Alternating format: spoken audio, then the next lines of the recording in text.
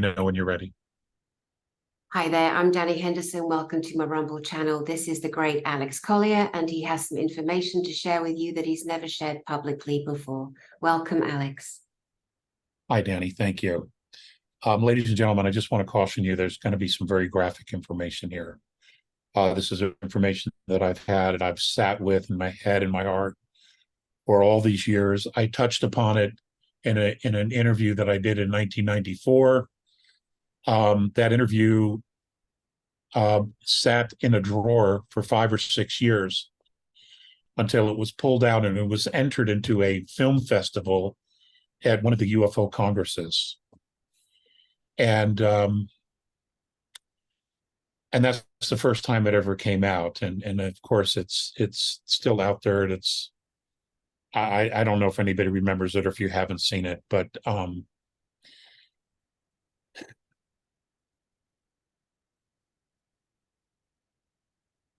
what I'm going to do is I'm going to talk about the information in that video and what I was shown. Now, what led up to that is that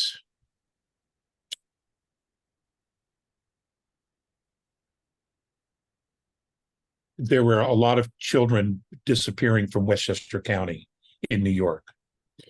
And some of the kids that we went to school with, that I went to school with, their siblings or their older brothers or sisters were had disappeared.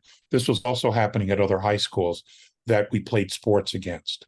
So it just organically kind of came together where we started putting up posters. We would go from New Rochelle, New York to Larchmont to Mamaroneck to Portchester, White Plains, all the way up into Old Greenwich, Connecticut, and then into Stamford.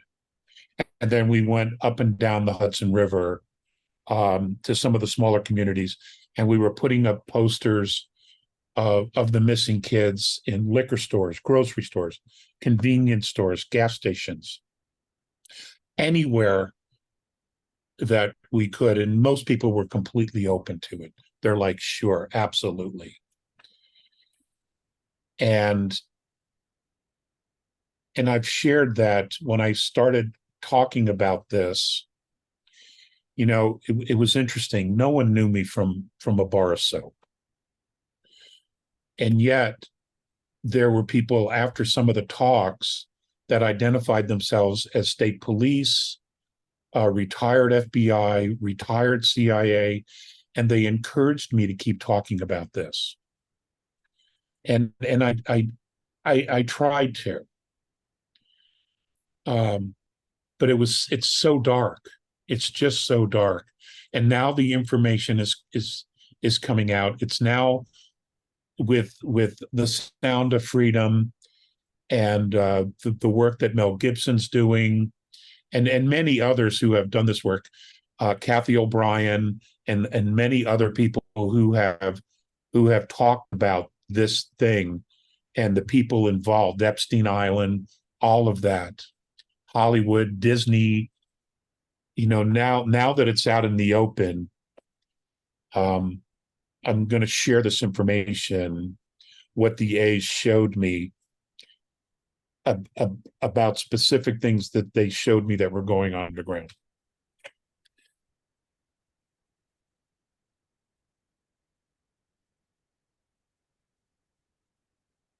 Um, just bear with me. This is not easy.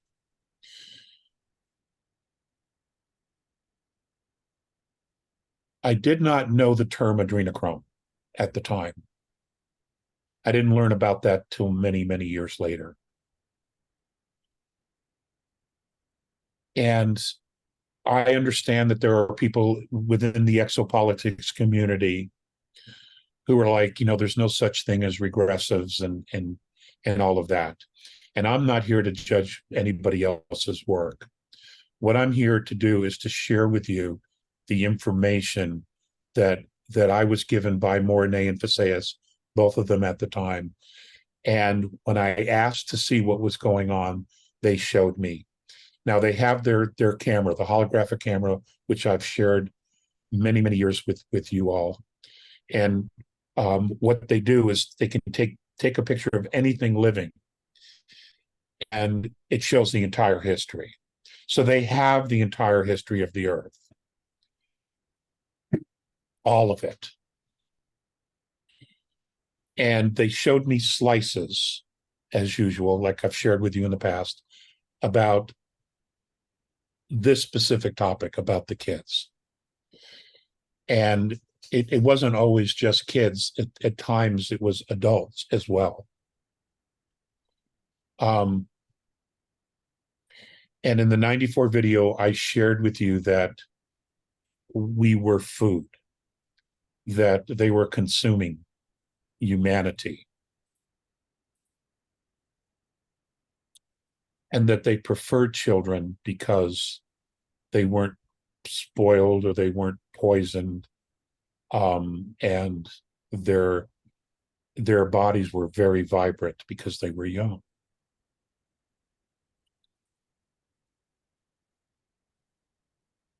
They would take these kids underground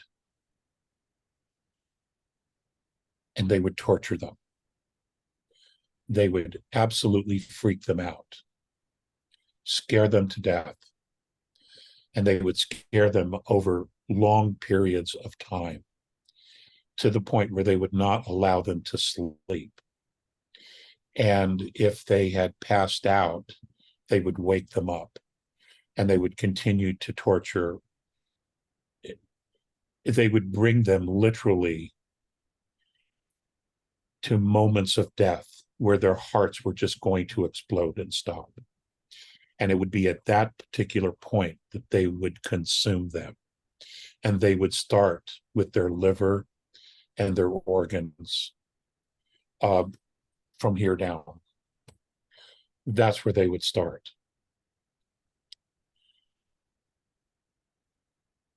And it would be like a feeding frenzy. You could see them.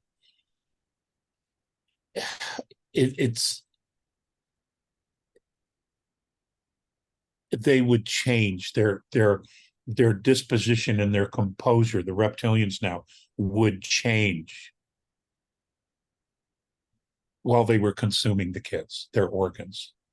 Now, the children were alive as they were being consumed, and at some point they stopped. But they would consume this part of the body to the waist. And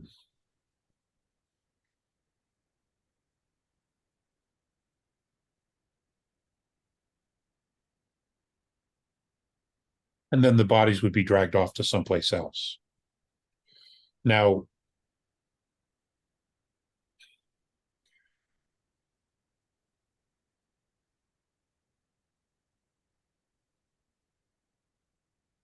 when we go to Dulce, and I'm going to bring Dulce into this, there were vats, big vats of what looked like blood that had body parts in it.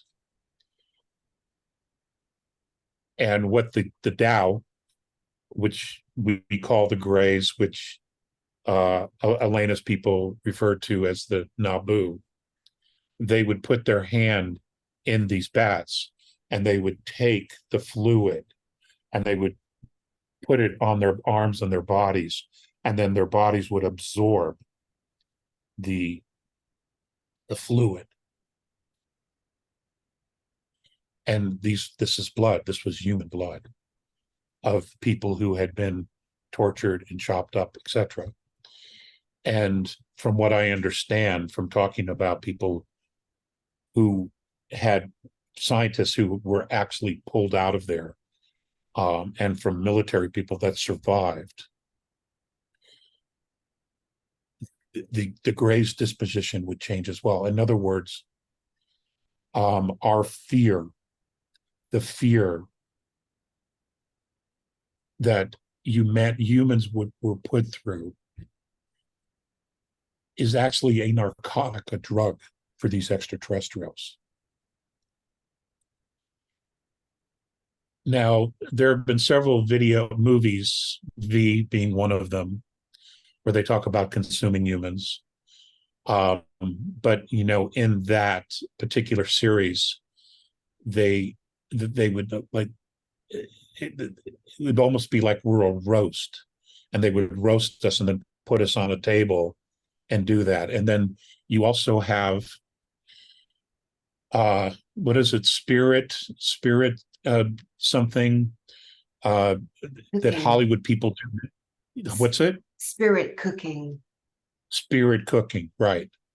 um and they would take this syrup and or whatever it is on these bodies, um and they would have these lavish parties, again doing this consumption of humanity has gone back thousands of years, but it was never done in front of humanity. It was always done in secret because we had to be unsuspecting in order for them to farm us.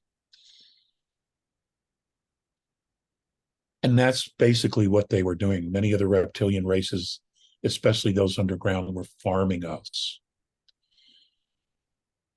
Now, the torture of young people and children,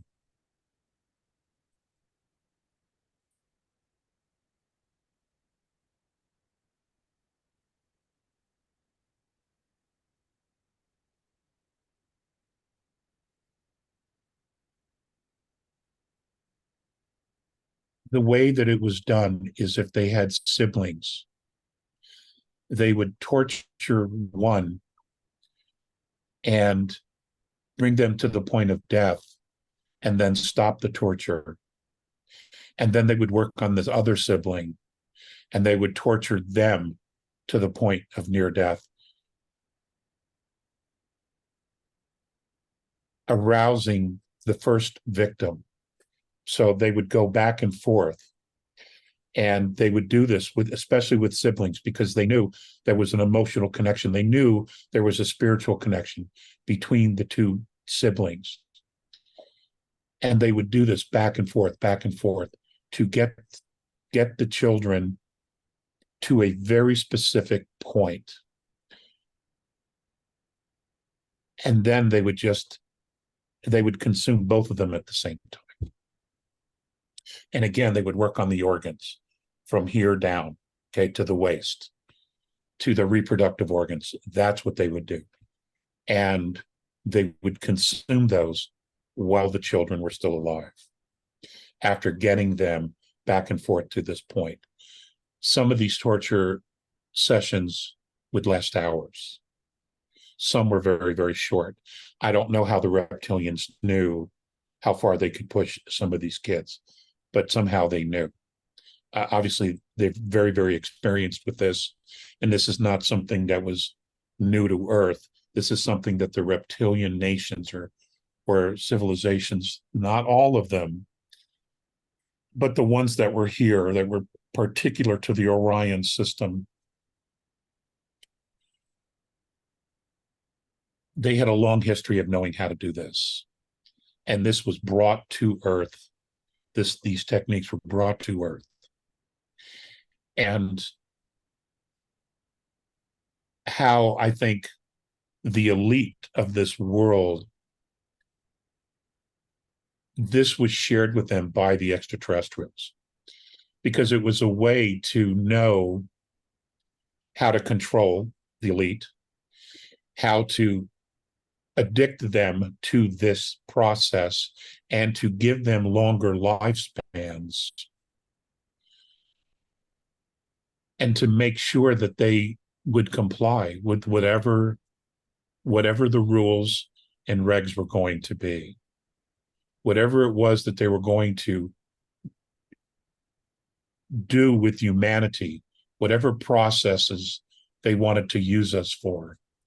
That was something that this was a way to bring in control. And at the same time,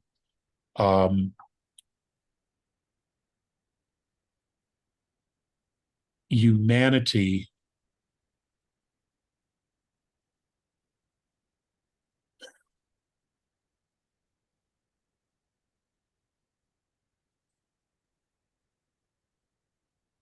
because of the nature of our bloodlines and the fact that we have this compendium of all these different bloodlines, when they started exporting human trafficking us off world, they knew specifically which races, which groups would be very, very interested. And we were used as a currency. We were being used as a currency for technology and for other needs that these pirates, these groups had. This underground economy. I don't know what else to call it, but we were used as a currency. And I'm not just talking about Mars and Saturn or any of the moons of Saturn, or etc. You know, it's interesting. The dark side, the regressives, they always went around Jupiter and Ganymede. They always went around it. They never messed with that space. They always went around it. They always avoided it. Saturn was a different story. And I can't speak for Neptune and Uranus and beyond that. But they always gave Jupiter and Ganymede a wide berth for whatever the reasons.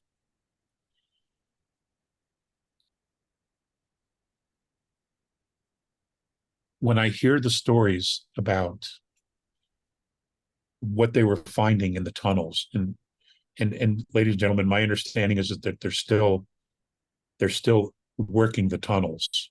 And from what I also understand is that the inner Earth beings, those races in the inner Earth, they're also on board now, and they are approaching the tunnels from the inside out. Because this is not something we could do on our own. This was way in over our head, not only technologically, but because we don't know the tunneling systems. And we don't know where the traps are because we don't have the experience. We're not an underground species. We're not Hyperborean. But these other races have experience with this. Not only that, but we were the being involved in wars on the surface and seeing the carnage of war. You would think that it would help prepare us for what we would see in the tunnels, but it didn't. It didn't. Especially when you get into some of these very deep underground caverns and you come across a farm where human beings were being grown who have never seen sunlight. Some didn't even have eyes because they didn't need them.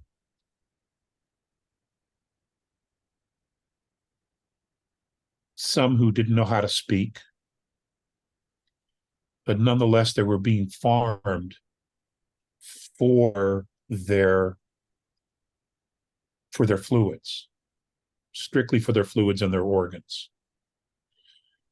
And there was this huge process of, on these farms, humanity was plugged in to devices.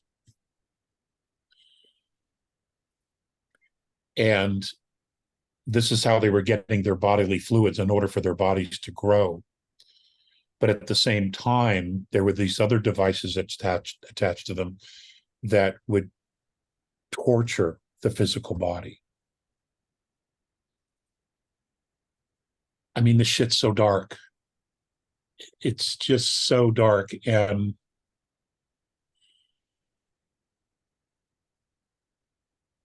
for any one of us that's normal, you simply cannot wrap your head around how anyone could do this.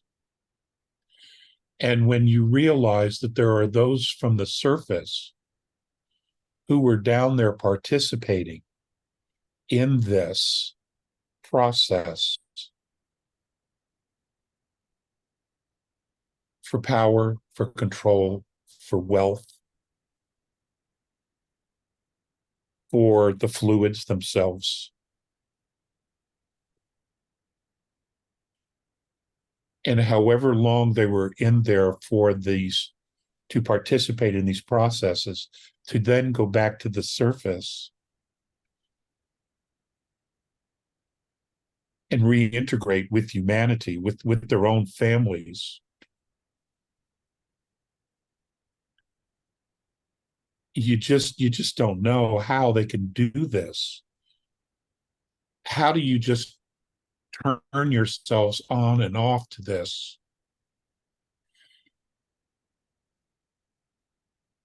Unless you're either a complete split personality or multiple personality or psychopaths. And sadly, it's a combination of all of it. Because if you look at the world and the decisions that the elite have been making about choosing to eliminate, to genocide humanity, except for those chosen specific races or bloodlines.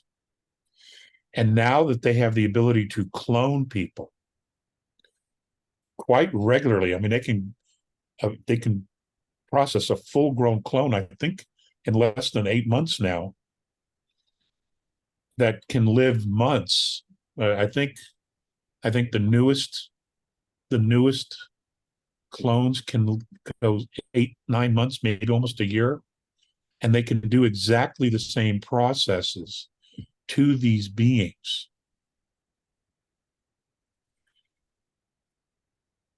Now, when the Anunnaki created Homo sapiens sapien, and I don't know that Elena has talked about this. I watched her last Q&A, and maybe she just didn't want to go there. But the Anunnaki were very surprised that soul was attaching to the Homo sapiens sapiens. They were surprised that soul was attaching, because cloning has been around a very long time. And you can program clones to do just about anything. However, they don't all have soul. We have many people on the surface of the planet that are clones that don't have soul. And you can always tell because they only have an aura around their shoulders. Here, that's it. There is no full auric field around the body because there is no soul in it. And I know that there's controversy around this issue. They say anything living has soul. That simply is not what I've been told accurate. So, but they were surprised that soul was attaching to Homo sapiens sapien. And I think a lot of it had to do with the fact of the many different genetics that make up who we are. This was extremely intriguing because of the extreme of emotions that we have. And it's that extreme of emotions that not only gives us our strength, it not only gives us our endurance, it not only gives us our compassion, but it also creates a field of emotion and chemicals within our bodies and our brains that they hadn't quite found anywhere else out there.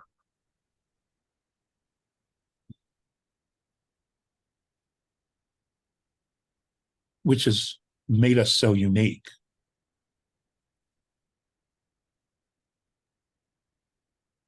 And because our physical bodies can hold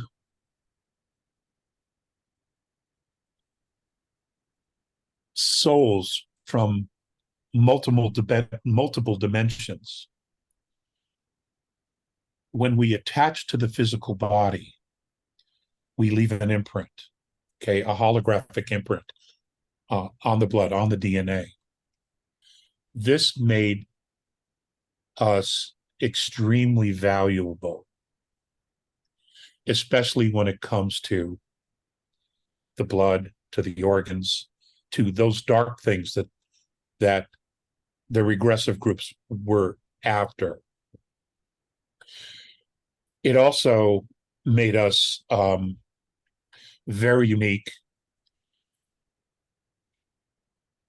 in transhumanism and trying to make us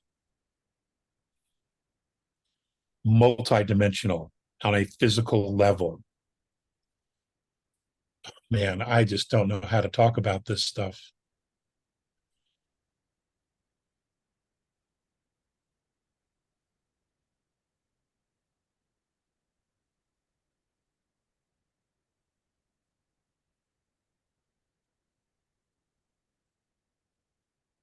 We are a race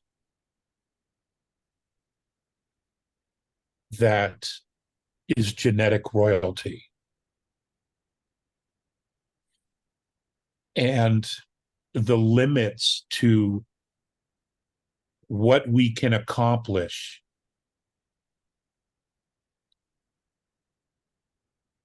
knows no bounds. In other words, there may not be any limitations to what it is we can accomplish physically, spiritually, genetically, because we're so different.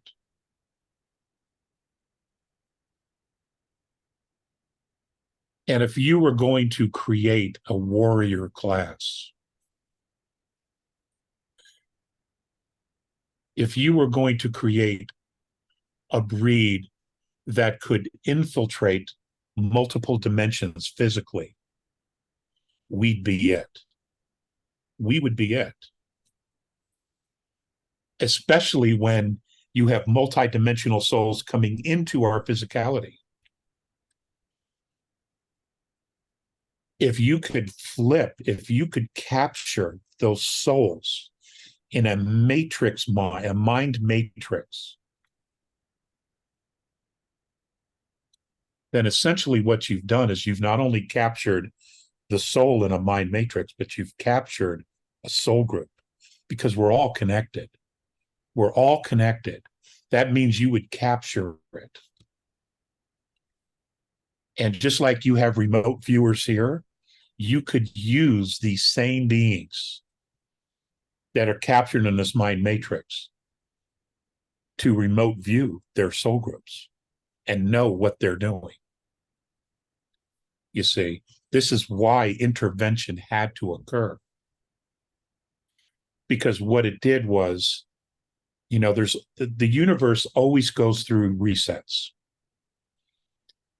where things are upgraded, okay? And things that no longer work go away. Okay? This is how the universe learns. This is how source learns, is by a process of experiencing. It's obviously using us and we it to on this journey of self-discovery. Well, when the resets come, things go away. Well, the regressives clearly were in fear, and what they wanted to do was make sure that they would survive by capturing this group that was connected to all things. Now, you know, we have, and I've talked about this, and so have others over the years, you know, we have souls here from 3rd to 11th density. Some say 12. I don't know about that, but I can confirm 11. that are here having this experience, this physical experience. If you could capture them, well, then you could literally hold everyone for ransom. You would have leverage over all these soul groups going through the dimensions. That's how twisted this thing has gotten and has become. And that's why the intervention is fourth, fifth, sixth, and now I understand seventh and eighth dimensions. Could even be higher. Source itself may also be involved, which would only make sense. And then we have 12th dimension, these beings who no one has seen before.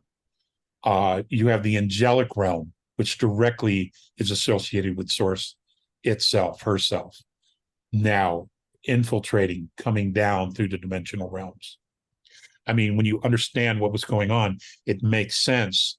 All these other loose pieces coming together, because there's some information in the exopolitics realm that we're getting from different sources and contactees that doesn't make any sense, because we don't know where the pieces all fit together and how they fit together. They're just out there, and you're like, wow, that's weird. That doesn't make any sense, or that's outrageous, or how could that possibly be true? And yet at this point, you cannot discount anything, because we don't fully understand the big picture. We never have. We were the last ones that anybody wanted to know what the true story was. Because once we get the big picture consciously, we can change everything ourselves. Because we're fourth, fifth, sixth, seventh, eighth, ninth, 10th, 11th density beings. We represent all of this. The minute we figure it out down here, we can shift everything and say, that's it, we're done. So that's why we were absolutely given the full court press in this matrix, this prison that we didn't know we were in. That's why we were given these religions. That's why we were giving all these limitations. That's why they messed with the DNA to give us a shorter lifespan, so we would have to go over and over and over again and never actually have time to figure it out, because we would die off before we could figure it out. And then you poison the food chain. Then you poison the air, the water supply. All of this was a program to trap us.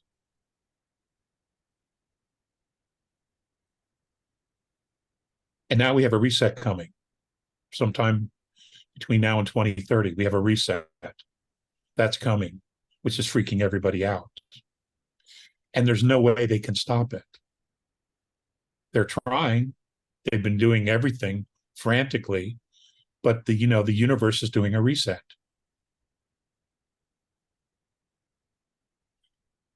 And this is why it's so important that we catch up. This is why it's so important that we understand disclosure, that we've never been alone, that humanity, the heart of humanity, belongs to a much larger family that isn't just human, but it's life itself. All life itself. We're part of this creation of all that is. And on a soul level, we've all come from Source. We didn't come from extraterrestrial races. We were Source first. And then the space was created by Source. The physicality was created by Source and groups that work directly for Source. And then the souls came in to manifest and to create. I once asked Visayas about, and this was in the 90s, 80s or 90s, about dark energy. And his response was, well, that's just areas of the universe that haven't been magnetized by thought. So it's all thought. It's all consciousness, That's all it ever is. It's just all a holograph. But what makes it real is our belief in it and the energy that we put into it. That's what makes it so solid. And that's why we've had the full court press here on the planet to convince us of our limitations, which aren't real at all. None of them are real, but they had to convince us that we were limited, and then they had to disempower us, because if we rebelled, we'd change everything, which is what we're in the process of doing now, is rebelling against this dark authority, this regressive authority, this structure, this matrix structure that they had us in. And we're not the only ones. Other star nations have been freed from this same matrix. But somehow we ended up being the caboose here. The last car, the last planet.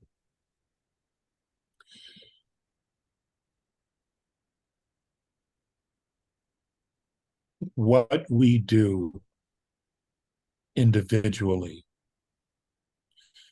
and then what we do together as a collective group of soul groups here, changes everything. And it's just what it is. This is the role we have. This is the role we're in. And whether anyone's in denial about it or not simply doesn't matter. You're going to evolve, or you're going to start over somewhere else. Because the reset's coming, and what that looks like is anybody's guess.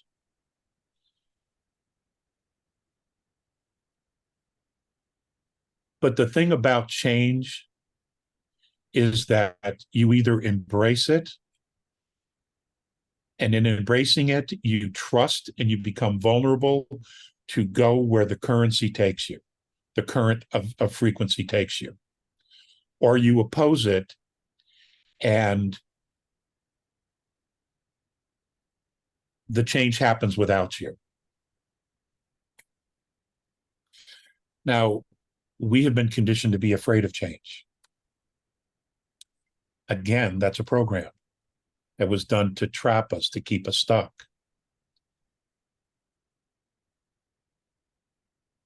Danny, I don't know where you want to go with this now.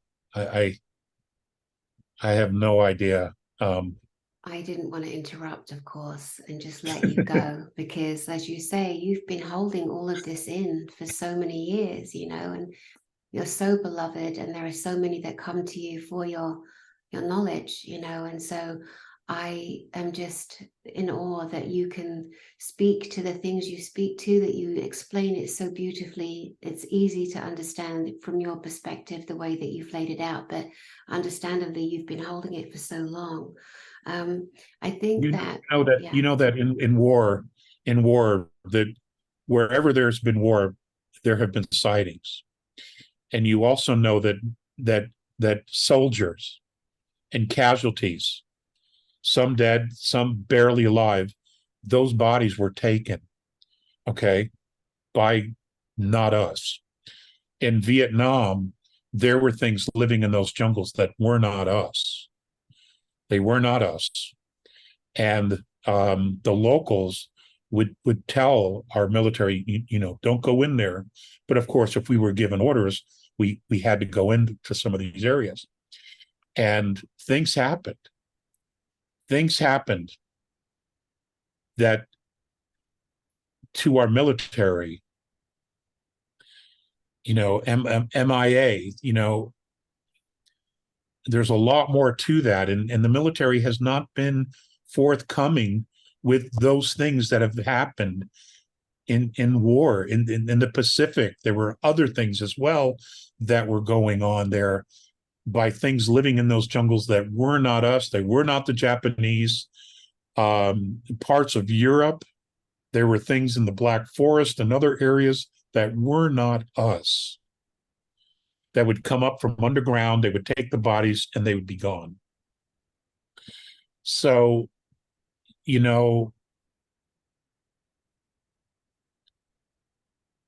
we so need to be told the truth. And I believe that, the Q post says that not everyone could be told the truth because 99% of the world's population would have to be hospitalized. Mm.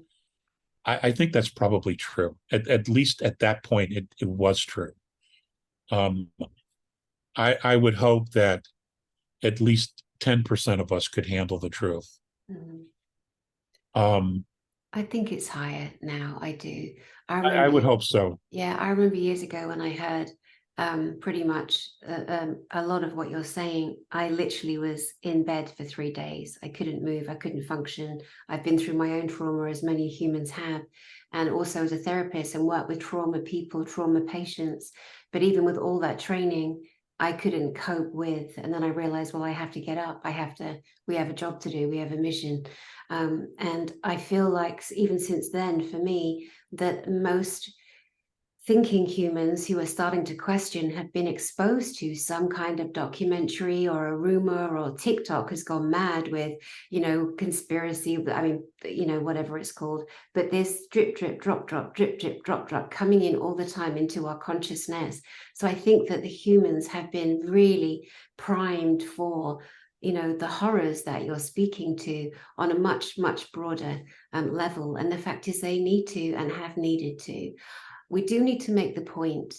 The reptilians, the Cicad draconians, you need to give us the names, please, and advise humanity that these regressives are no longer here doing that in the way that they were. We don't want to put people into more fear by you sharing this. This is what was happening.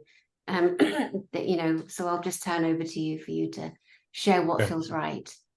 Well, that's why I said intervention had to happen. Yeah, well, the CCAR, other reptilian underling groups that they had working for them. You had the Tao. You also had some human groups or half human groups, half human, half reptilian. Uh, there was an element of the Anunnaki that was very, very dark. They did the dirty work, not necessarily for Enki, but for others. You said the dirty work They're for Enki they're there. Did you mean to say that? they didn't work for Enki. No, Right. that was not his gig. He created life. That was not his gig. That was not his gig. He didn't start wars. That was his brother's. That was his brother's gig. You know, it's you have the warrior and then you have the doctor. You know, that's the best way to describe who they were as persons. You know, um, but that's kind of Elena's lane. She has a lot more information about that than I do. And Dr. Sala's work right now is bringing a lot of that up. And, to those of us who have been in this field for a long, long time or have been studying it, we're watching the disclosure and it's drip, drip, drip to us. But to people just waking up, it's like, wow, look at all this information. It's coming hard and fast. Yeah. Well, it hasn't. It's not really, but it's something. It's something. And I know that there's a plan and how to do this, and they've worked this out, and they've gained this, and there have been multiple races off world and on the surface who are all on board with how to do this. To try to wake humanity up without traumatizing everybody.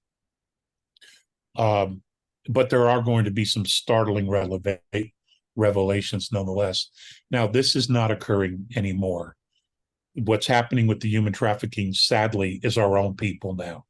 It is humanity doing this to humanity.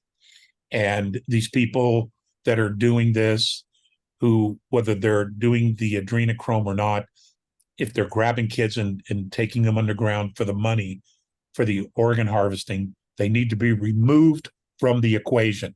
They cannot live with us any longer. They have to be removed. And end of story.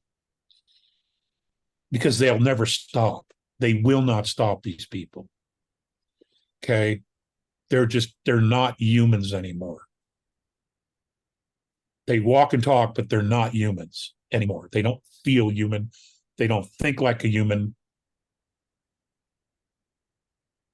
Everything's a product to them. They have to be removed from the equation.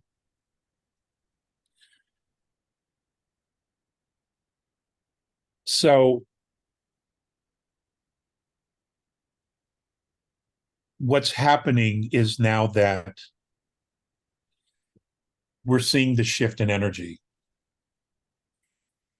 And the shift in the energy is not just that this is stopping and slowing and being exposed. But what's also happening is that we have a lot more children coming in who are gifts to humanity. They are the ones carrying the frequency of 5 and 6D. And they're volunteers. They're volunteering to come in now. And then you have the middle-aged group of humanity who is of the world, but their consciousness is beginning to shift.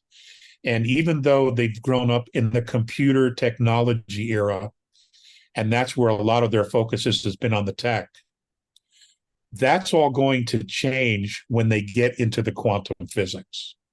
And these kids, they're going to be they're whether they realize it or not, that they're going to be the ones who are technologically going to change humanity in a very positive way as soon as they understand and get exposed to quantum physics, because that will turn their heads inside out, and they will see technology in a completely different way that will benefit all of humanity. They will put the pieces together. So we will have the quantum physics, technological pieces. You will have the spiritual piece that's being brought in by the kids now. And then you have us vintage folks who now understand. We may not understand the quantum, we may not get all the spiritual pieces, but what we do understand is building a foundation of freedom, because we've lived it, we've had the experience. And that's why when I say to folks, we are now forefathers and foremothers, the foundation that we lay now of what is government, what is sovereignty, what is freedom, what does that look like? We can lay a foundation so that these younger generations have a step up. It's like a ladder. We're building a ladder or a stairway for these kids to take humanity up to the next levels in the next, whatever it looks like beyond 2030. We don't know yet. But the work we do now is building that stairway for them to take future generations to the next level. And that's our work for those of us who are vintage.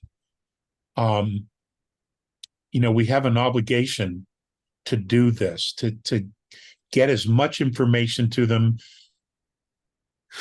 to make sure that there's real clarity about what's happened and what our potential is in the future. And we're learning that ourselves. We're learning, we're learning all of this as well as they are. It's just, we're the elders, so we have to do whatever we can do to clear the path for them, to get rid of the rubble, to get rid of the bullshit, to get rid of the deep state. Like President Trump says, I will demolish the deep state. Well, he's not alone. All of us have to be there and do it. Behind him, side by side with him. That's what we have to do. We have to be like bulldozers and just get rid of these SOBs, clear the path for future generations. Oh, so that they have the opportunity, because they have the right to take humanity to wherever it can go, you know. And some of us will be here and some of us will not be here to see that. But nonetheless, that's the job. That's the mission. That's always been the mission, even though many of us are just waking up to it now. But, you know, that's why we came back in time to right a terrible wrong. You know, and, you know, I don't recall some of this stuff being in the brochure, you know. Yeah. Yeah. Yeah, it wasn't in the brochure. It's an understatement. But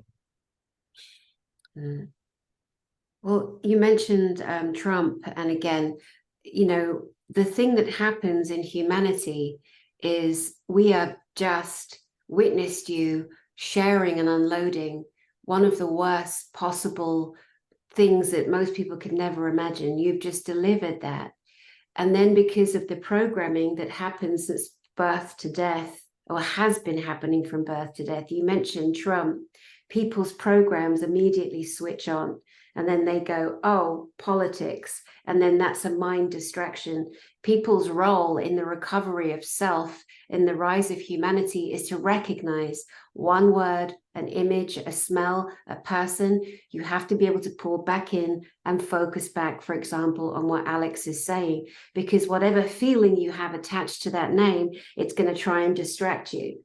Those that are all for Trump and think he's a savior are going to go, yay. Oh. Those that have an issue, they then switch off and they go in a different direction. Of course, this isn't about politics, and you're not saying that for 1 second. This is only about politics. It's only it is not about humanity. Politics at all. Donald Trump is a trigger. Okay, he was a trigger. That's why the military chose him, because he would be a trigger. And what he's done by being the trigger has nothing to do with leadership. It has to do with, now the conversation is about everything. Okay, we can now see the light and we can see the dark. We can see that all the structures on the planet have been corrupted and were put in place and built to enslave humanity. Okay, so he is just the trigger for everybody to have this conversation now, and to see how broken everything has been and always was. That's it. You know, whatever his role is in the future, he's still just a trigger. Ultimately, it's we the people, and I'm talking about all of humanity on the surface. Mm-hmm. We the people, if we're going to live on this planet, if we're going to live in peace, we're the ones that have to create that. We're the ones that have to figure out what the hell we want. What does it look like when we know what we want? You know, this journey to self-discovery, one of the hardest things is to know not only who we are, but what defines who we are is figuring out what it is that we want. You know, we've had all these systems and these programs telling us what we're supposed to want, but they have been leading us down this path to a jail. You know, they've led us into this jail of materialism, and we're not material beings. We are spiritual beings in a physical body. And that's the trap. So now we have to back ourselves out of all this materialism and remember, hey, I'm a spiritual being. I'm connected to source. I come from a bloodline that's millions and millions of years old. You know, I have a soul group of ascended beings that I tap into, that I can connect with. I have loved ones on the other side who are in fourth or fifth density wanting to communicate with me, but I don't know that I can do that because religion says I can't, this says I can, this says I can't, You know, so what happens is we limit ourselves based on our belief systems. And what we have to do is back ourselves out of all these belief systems. The sage used to say, it doesn't matter what you believe in as long as you know why. Well, we don't even ask that question anymore because our fathers did it, our grandfathers did it, et cetera, et cetera, et cetera. So we go along with the program. Well, it's time to change the program. We have to change the program. And so that's the whole thing. We have to reverse engineer everything that we've been stuck in, and we have to figure out what it is that we want. And literally, we're going to have to start from scratch to rebuild our world and our civilization. And there's no question we can do it. I mean, we're here. We're going through the process.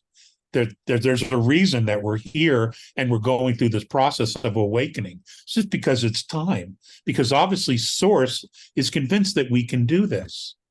And I don't know if we were handpicked. I think we're mostly all volunteers, but I think the volunteers who chose this chose it because we believed we could do it. And that's why we're here. System busters. And that's the work now. That's the work. But, the old system has to collapse.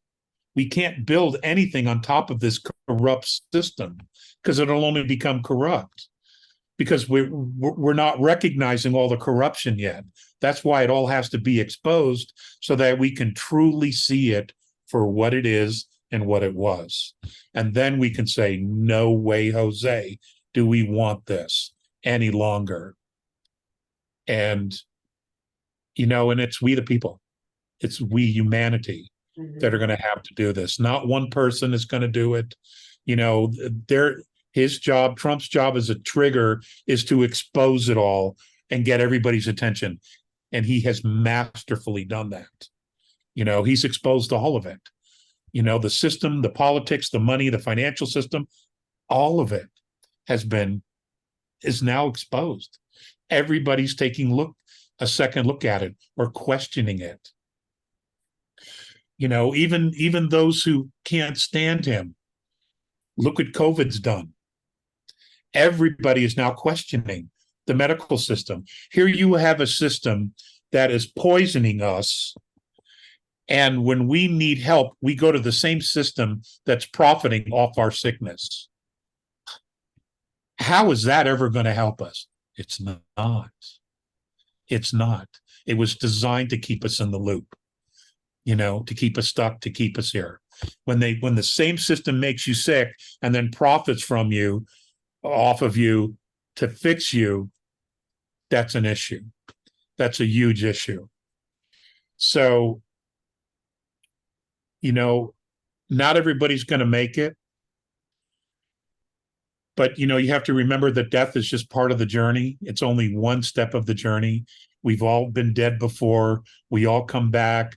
You have a soul that lives forever and then eternity. So, there is no fear in it once you truly understand who you are and what you are. What this looks like going forward is anybody's guess. We're all trying to figure this out, and this is one big Rubik's cube, and we are furiously trying to put all the pieces together to figure out what this thing is and how it's supposed to come together. And the secret to knowing what you want is first realizing what you don't want. And the more disclosure there is, the more we're beginning to realize what we don't want. Because it's obvious the system we're in now was designed to enslave us. It's plainly obvious to everyone. And we have an obligation to make sure that future generations, our children, our grandchildren, our great-grandchildren, they have the opportunity to be free, to live free, to understand what true sovereignty and freedom is. We have an obligation to make that happen for them. Now, will it end with us? I don't know. But we have to do what we can do. We have to break down the walls, tear up the foundations, and educate future generations to what we know and to the process of building whatever future that is meant to be. And that's what the alliances are here for. The Star Nation Alliance is to mentor, to help with that, because we don't know what true sovereignty is or freedom. We know it as an idea, as a concept, but we don't know how to put those pieces together. They do. But we have to step up. We're the ones that have to do the hard lifting. We're the ones that have to do all the heavy lifting, because this is our civilization. This is our civilization that we're building and creating, that we want to survive. Yeah. It's a big deal. This is a really, really big deal. And, the first thing we're going to have to do is trash all the history we've been taught, because it's rubbish. Yeah. It's all rubbish. And a lot of people are going to have a hard time with that. But, when you roll with the punches, you always end up on your feet. And, when you decide to take flying lessons, you either land on your feet or you learn how to fly. And it's time to learn how to fly, folks. It is time to learn how to fly. Just make the decision to learn how to fly. When you mention our Okay. children of today, the children of today, my desire for them is for all of the parents and whatever to treat them as they are supposed to be treated, like the beautiful, innocent, pure royalty they are. Of course, like a young puppy or a young horse, you need a little bit of guidance, but they should never be beaten, be verbally abused, be any of the things that we've all been programmed generation after generation after generation. Taking it all the way back to ancient history, what we've been told in terms of different messengers or leaders that have come to try and educate humanity. If we look at the man known as Jesus, one of the things that he tried to do was show everyone around him, what I do, you can do. I think he came in as a fully realized human, fully conscious of all of our abilities, and he came to show us. But of course, it was taken. He was murdered. He's hung on a cross in a murderous, awful vision to traumatize and terrorize. So deep in the DNA, this is what happens. If you come forward and you say, we are beautiful, we are royalty, we are amazing, they try to do the opposite, as we know. We are all beautiful, and we are starting to realize who we are and the royalty that we are, that you so eloquently said. He did, assuming everything is accurate, he did say, these things I do, ye shall do greater if ye have faith. And I would like to remind you that when Jesus was walking on water, so did Peter. Peter also walked on water with him. So, everybody kind of forgets that piece of the puzzle there. He did do it. Hands-on healing. Many people have had that gift throughout life. Of hands-on healing and being able to, what we would call, miracles. These are innate abilities all of us have, but the church, again, another one of those matrix programs, was very, very threatened by women by the feminine principle. And the Inquisition was designed to take out the midwives, because they were the center of the community, the cultures. They delivered the babies, they did the healing, they did the natural healing. They were the sages of their time, and they had to be removed in order for the church to dominate the thinking of the people. And the feminine principle was directly in its way of achieving that. And now that the feminine principle is coming back, we're going to see some spectacular collapses of of male dominance programming, because it's never been balanced. And no matter what we do going forward, the male and the feminine have to be balanced. And the masculine energy has to be a responsible partner going forward. It cannot dominate anything, because we're just not built for it. It will destroy everything all over again. And this is not going to be easy. There's a lot of rebuilding of trust that has to occur within the ranks of humanity. A lot of forgiveness, a lot more communication has to occur between the male principle and the feminine principle.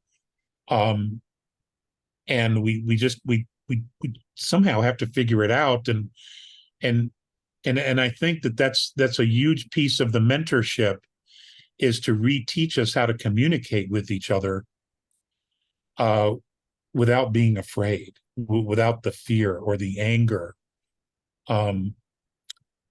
Because there's been so much miscommunication, so much misunderstanding that has fueled, the separation of not only the races, but the genders as well. I mean, the dark side did their job very, very well. They really, really did. And we have to recognize what they did, so that going forward, it doesn't happen again.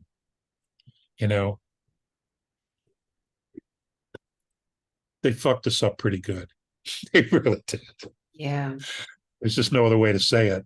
Yeah.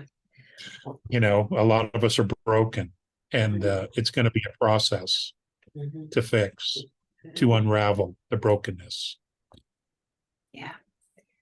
What gives me great delight is knowing that, yes, the people that restructured this planet and took rights and life and soul frequency from us, humanity as a mass, ultimately, they have failed. Ultimately, they showed their hand.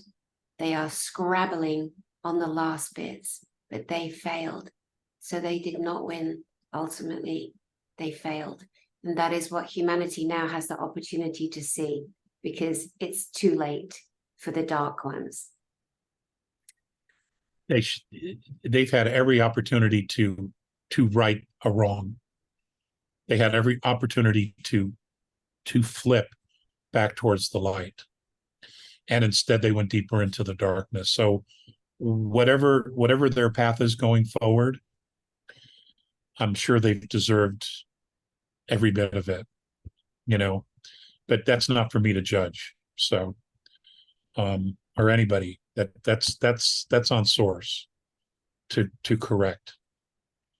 But all we can do is pick up the pieces and start moving forward again. And that's the job. That's the work right now. That's the mission. It's the mission. So that's the mission. Well, on that note, sir, I just want to thank you so much for sharing your heart and your knowledge. I know that was not easy for you. No. We really appreciate you, Alex Collier. Thanks, Danny. I appreciate you too. And I know you're having a tough time of it, but when you're kicking indoors, that's how it goes. And ladies and gentlemen, you don't want to miss GSIC. You want to be in Orlando, and you want to go to number 3 whenever that's officially announced. You want to support this work, because it's about rebuilding humanity. It's about rebuilding community, and it's about reconnecting with our soul groups. It's about us, it's about us, the human race, the Terran race. There's a lot of resources in our solar system. Whether you believe it or not, there are a lot of resources here. And if they didn't think we were worth it, no way would all those resources be here. So, and they are here. We just have to step up. And the first thing we have to do is honestly and genuinely look at ourselves. The life we have, the issues we have on the planet, we know they're not sustainable the way they are. So we have to make changes. And it's we, the people, that have to do it. We have to make the changes. We're the ones who call the shots, not the governments. Mm-hmm. The United States was built for self-rule, where the people rule. We dropped the ball. We had a lot of things to learn. Now that we've learned them and we realize our mistakes, we can turn this thing around, but we have to do the work. And we have to hold all those accountable, because it sets the precedent for future generations. If you're going to be in politics and you're going to represent the people, you damn well better represent the people, not become corrupt and decide to screw everybody over. No, going forward, that's not going to happen anymore. So it won't be tolerated. There'll be no will not ability to get into that frequency. It's a really good time for the top darkness.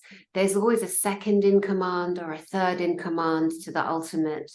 And this is the time where the second in command, the third in command, this is where they need to recognize that there's nowhere for them to go. Now is the time to come forward and start speaking out and start sharing.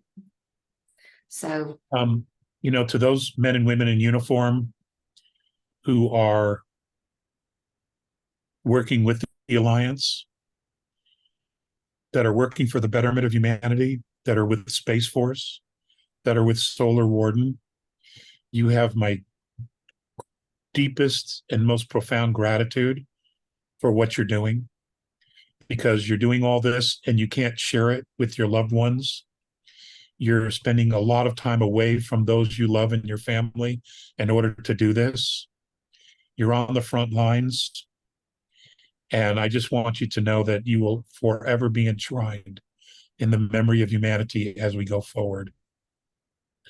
And I know that sometimes that's not a consolation when you're stuck in a foxhole taking fire, but it's the mission, isn't it? It's about the mission. And I just want you to know that we love and we appreciate you and everything that you do for everyone. So, and Danny, I don't want to talk past the close here. So no, this is beautiful. This is your broadcast, Alex. This is for you. I'm just here to hold space and honor you as my beloved friend and colleague. And there's a little for those who might be, where's Merlin? We never see Merlin on the webinars. Well, here he is. Here's Sir Merlin. Oh, buddy. Hello, darling. Yeah. Say hi to Hannah. Hannah's a girlfriend you haven't met yet. Oh, beautiful, beautiful. All right, Alex, thank you so much. Love you. Love you too. Wow. Hang in there, hang in there. I know it's tough. You take arrows and all you got to do is keep pulling them out. And if you can, fire them back. Yeah. We just move forward. We move forward because we love our brothers and our sisters. We love humanity, and however tough it might be, sometimes we have to pull that band-aid off, that plaster as we call it, and just listen and go, okay, this is the reality. Now we're going to heal. Now we're going to move forward. Ladies and gentlemen, Danny is under fire for GSIC and doing the work that she's doing, and she needs our support. So please offer your support. Check in with her, ask her what you guys can do to help her. Because she's one of us. She's on the front lines, and it sucks being on the front lines. There is nothing glamorous about it whatsoever. Not at all. I don't know why anybody would ever volunteer. I'm like, I am kicking myself in the ass. I am withdrawing my contract. When this is all done, I'd be like, are you kidding me? I need 1,000 years off. Yeah. I want to go to Antares and lay on the beach. Yeah, definitely. Well, Alex, I don't know a bigger warrior, a bigger, longer term warrior than you. And you've laid the path for so many of us that step forward because we love and we know that this is a beautiful life that we came to have, and we will enjoy it. We will heal together. And thank you. Well, there were others before us. Wendell Stevens, Clifford Stone, Robert Dean, George Green, Bill Cooper, and many, many others. Jordan Maxwell. There have been many who have also blazed the trails that we follow, and they shouldn't be forgotten. So many. They should be acknowledged. Pete Peterson. I mean, there are so many beautiful Pete Peterson, names. exactly. So, many, many others. All right. Thanks, All Danny. right. All Great. right. Thanks, Alex. Take And care. to you God guys, bless. thank you. God bless. Take care. Take care.